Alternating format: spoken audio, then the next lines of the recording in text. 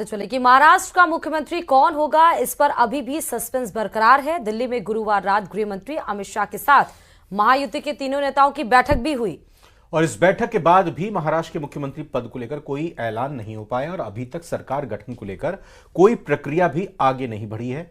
अब इस मामले में 2 दिसंबर को एक बार फिर दिल्ली में बैठक होगी, जिसमें कहा जा रहा है कि मुख्यमंत्री पद के लिए बना सस्पेंस खत्म हो जाएगा। इस रिपोर्ट में आपको दिखाते हैं। महाराष्ट्र का मुख्यमंत्री कौन होगा, इस पर अभी भी सस्पेंस बरकरार है। दिल्ली में गुरुवार रात गृह मंत्री अमित शाह के साथ महायुति के तीनों नेताओं की बैठक के बाद भी महाराष्ट्र के मुख्यमंत्री पद को लेकर कोई ऐलान नहीं हो पाया है और अभी तक सरकार गठन को लेकर कोई प्रक्रिया भी आगे नहीं बढ़ी है। हालांकि सूत्रों के मुताबिक महाराष्ट्र में बीजेपी का ही मुख्यमंत्री होगा, जबकि शिवसेना और एनसीपी से डिप्टी सीएम होगा। इसके साथ ही सूत्रों ने ये भी दावा किया है कि 2 दिसंबर को दिल्ली में एक बार फिर महायुति के नेताओं की बैठक होगी, जिसमें सरकार गठन पर आगे की चर्चा होगी और शपथ ग्रहण की तारीख फाइनल की जाएगी। सूत्रों के मुताबिक 5 दिसंबर को मुंबई के आजाद मैदान में शपथ ग्रहण समारोह हो सकता है, जिसमें सीएम और 2 डिप्टी सीएम के अलावा 18 मंत्रियों को शपथ दिलाई जाएगी।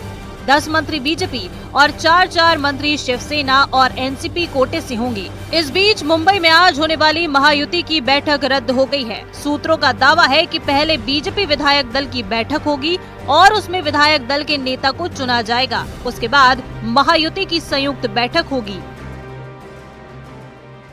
साहब कल 3:30-4 बजे तक दिल्ली में थे। दिल्ली से आने के बाद वो अभी निकल गए, कुछ भी नाराजी नहीं है। सम्मान पूर्वक मीटिंग अमित शाह साहब के साथ हो गई है।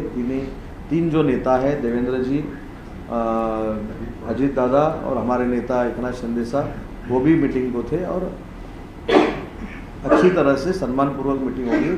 कोई भी नाराजी एकनाथ शिंदे साहब के तरफ से नहीं है। आपने अपनी बात रखी है और इसके ऊपर हमें ऐसा लगता है 1 या 2 दिन में महायुति के जो एनडीए के जो वरिष्ठ नेता है माननीय अमित शाह साहब या जेपी नड्डा साहब, उनकी तरफ से इसके ऊपर सॉल्यूशन जल्दी ही निकलेगा।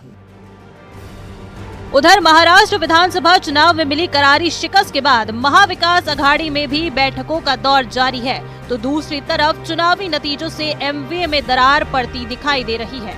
उद्धव गुट के नेता अंबादास दानवे ने हार का ठीकरा सीधे कांग्रेस पर फोड़ दिया है और कांग्रेस के अति आत्मविश्वास को हार की वजह बताया।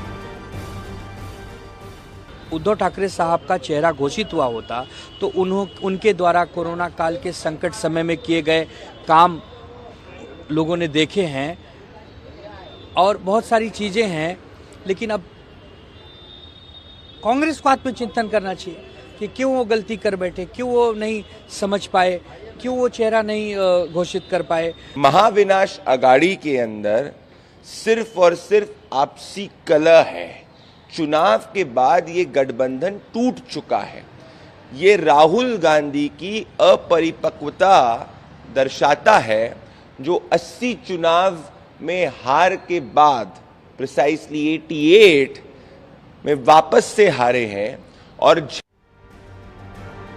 महाराष्ट्र विधानसभा चुनाव के बाद भी महाराष्ट्र की राजनीति में थ्रिलर जारी है। महायुति बहुमत हासिल करने के बाद भी अभी तक सरकार का गठन नहीं कर पाई है, तो महाअघाड़ी में चुनाव में करारी हार के बाद दरार पड़ती नजर आ रही है। Bureau report, news 18। Uttar Pradesh के संभल में जामा